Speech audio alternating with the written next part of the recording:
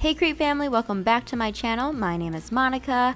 We are back with another installment of our annual 13 Days of Halloween series. This year we are starting with Pinhead from Hellraiser, so if you'd like to see how I created this look, then please keep on watching. Alright, so we're going to start off with the worst and most tedious part of this whole thing. So we are going to create the pins for Pinhead. Obviously, we do not want to be using real nails or anything like that, as that is going to be completely dangerous. So we're going to opt for these plastic cotton swabs instead. So as you can see here, I'm just taking a small bundle of the swabs and then going in with a pair of scissors or clippers like these. I am then cutting off the cotton tail ends of the swab. So I'm doing it on both sides.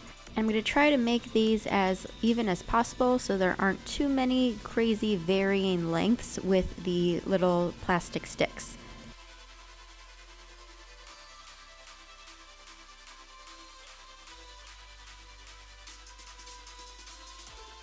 So it should look something like this. So basically you're going to do this a million more times and until you get a good amount of the plastic sticks. It's always better to have too much than not enough. I ended up creating way more than I needed, but again, better to do that than not have enough. And then for this part, I managed to talk my lovely boyfriend into helping me out. But basically what we're doing is melting the tail ends of both sides of the plastic sticks. So we're creating kind of that flat head look. So we have an old pan that we're using over a stovetop and we have it on a low heat setting so the plastic doesn't melt too quickly. But we found this worked out really well. So we basically just melted the tail ends by holding it down onto the pan until it created a good amount of flat surface. And then once we were happy with that, we transferred it over to just a regular plate and just kind of pat it on there gently just to cool it down. And it cools really fast, so it didn't take long at all. Once you actually started, it's just with all the pins that we were created, it took a little bit, but so it really helped to have somebody else help with this and save a little bit of time. Now once you have all your pins made, we are going ahead and taking some silver spray paint and spraying them silver. We first started off with just kind of placing them all out as evenly as possible on just like an aluminum sheet of foil. But these things are super lightweight, so when we started spraying them down on this, they moved around really easily. So we ended up kind of transferring it to a pan to try to control where they were going, and that was kind of a little iffy as well. So just keep in mind that spray painting these guys can be a little tricky because they love to jump around the moment you put any pressure on them. So we ultimately sprayed them as best as we could, but then I did still have to go back and kind of hand paint a lot of them to just fill in some spots that didn't get an even coat of the spray paint. Now we are back in my studio and I'm grabbing a styrofoam wig head and we're going to use this to build our bald cap on top of. So grab your head, grab a bald cap, and then we're going to put this just kind of roughly on our head real quick and sketch out where we're going to need to trim down the cap. So go ahead and get your hair in there, and then I'm just using a brow pencil or contour pencil, whatever this is, to just sketch out where I'm going to be cutting off the excess material. So I'm just using a tiny pair of scissors to trim off that stuff I just mapped out. And then once we're done with that, we're going to place this on our little styrofoam head. Just look at him, he's so cute. And then I'm going to take a tape measure, and basically I decided I wanted to go with 1.5 inches between each intersecting line of the squares that are going to be on the head. So going back, if I were to change anything, I would probably do more like 1.25 inches. I felt like 1 inch was going to be too close, but I feel like 1.5 inches was just slightly too big, so 1.25 inches would probably be a good amount. So basically, I'm just taking the measuring tape and going through and using this to map out everything as evenly as I can.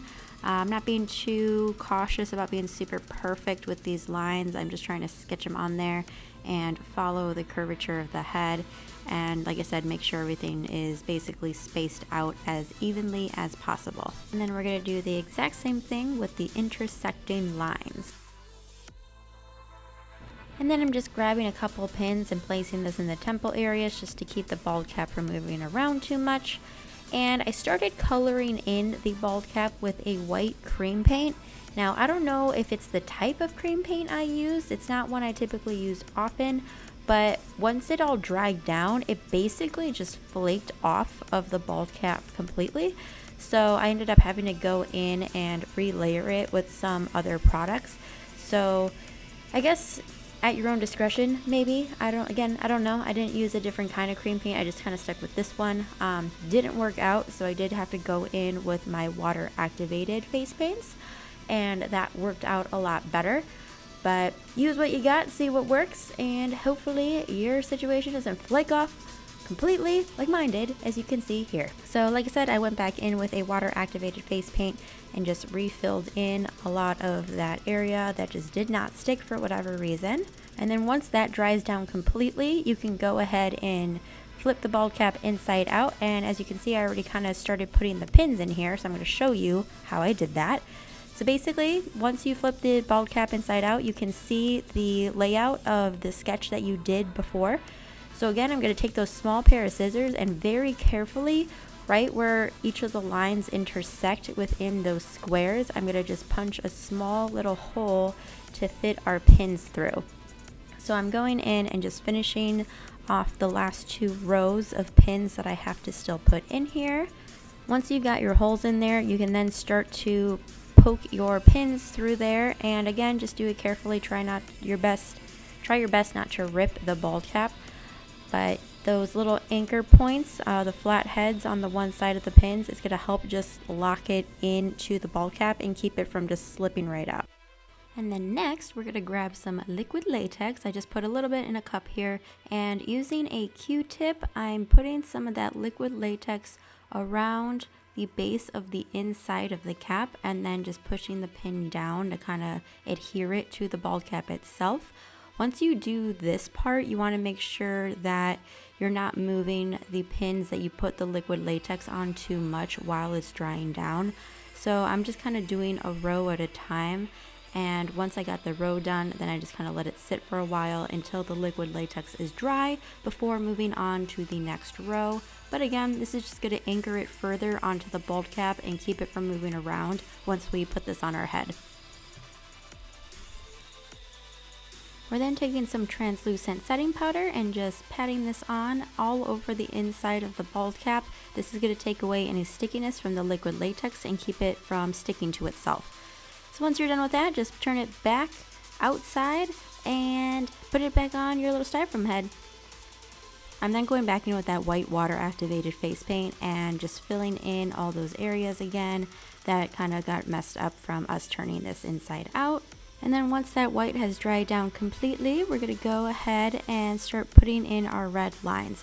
So you can definitely make the lines thinner like they actually are than how thick I'm doing it, but I was just kind of over it at this point. And so we're just doing this with this kind of thickness. I just kind of followed the thickness of the brush I was using.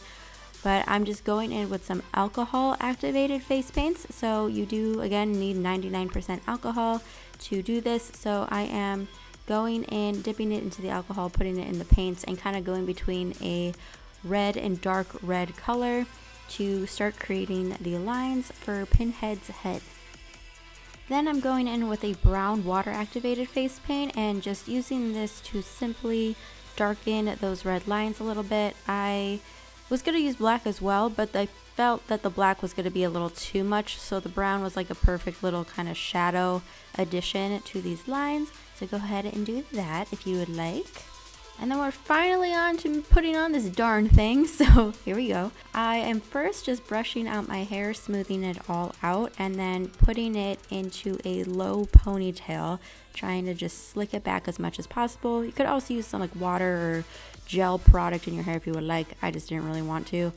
I'm then going in and blocking out my brows with an Elmer's glue stick. So I'm coating that on there, using a spoolie to brush the hairs upwards, and then putting about 5 to 6 layers of the glue on my brows, and then letting that dry down completely. We're then going in with a color corrector, and I'm just using a dark peach shade and putting this right over my brows to help conceal them a little bit more. And then on to the darn ball cap. So once we're ready, we're gonna put this back onto our head.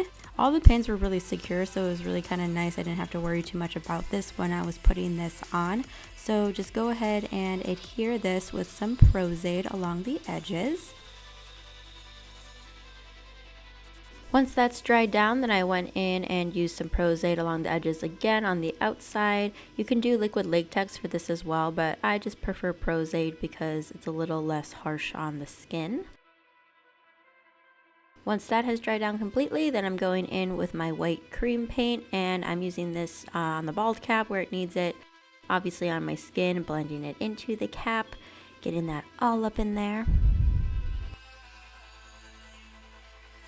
Once we're good with all that, we're going to be setting it with some translucent setting powder all over the face. Also, don't forget your ears.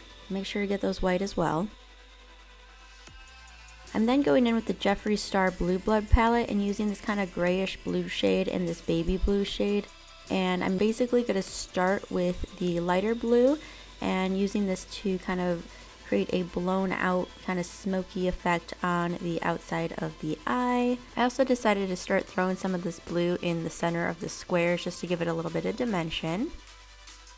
We're then going to go in with that gray blue and start putting this closer into the creases and under the lash line, giving it more depth and dimension in the eye socket area.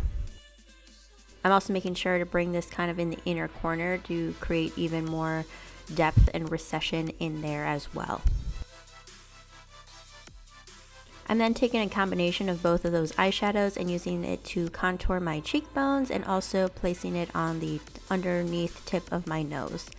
We're then going to grab our alcohol activated paints, and I'm again going in with these two red shades, mixing them together, and then using that 99% alcohol to activate it. We're going to be using this to finish off drawing the rest of the lines onto the face. So basically, going in with my little paintbrush again, I'm just going to follow the lines that we had already created on the bald cap, at least with the vertical one, and just connect those going down. And then as far as the ones going horizontal on the face, I'm kind of just doing a little bit more of that like inch and a fourth that we were talking about earlier, so it's not quite as big as the ones on the cap, which I ended up preferring. So again, just kind of going in, sketching in my lines there, cleaning them up as needed. And again, once that's all dried down, then we're going in with our brown face paint and using this to deepen the lines a little bit more. I'm then going in with my Pros-Aid, putting a little bit on the Q-tip and just kind of dotting it on the intersecting points of these squares. And this is going to be what anchors our pins onto the face. So again, this is going to be a little bit more of a tedious thing that's going to take a little bit of time, so just be patient with it. I kind of liked to put the little bit of Pros-Aid down on my skin beforehand, so it allowed it some time to get tacky. Obviously, I placed a little bit as well onto the pins, so it had some extra hold, but you are going to have to hold these in place until they dry down. And just do that all over the rest of the face. When you're done, it should look something like this. I then went in and grabbed some black eyeshadow, and I'm putting this right under my lash line on the bottom, as well as along my lash line on the top of the lid as well, just to give it some more depth and definition, make it pop a little bit more. I then went in and popped in my contacts, which I will list the link down below as to where I got them. I'm then just putting a light coat of mascara on my top lashes only, and then going back in with that light blue eyeshadow and placing this in the center of the rest of the squares on my face. And that is it, you guys. You are now Pinhead from Hellraiser. I hope you enjoyed this first look of 13 this year for our 13 Days of Halloween series. As always, I appreciate and love you guys so much. Thank you for always supporting me and everything that I do. You guys are honestly the best. So stick around, hit that subscribe button if you have not already, follow and like and comment, all that good stuff, and I will catch you guys in the next video. Mwah!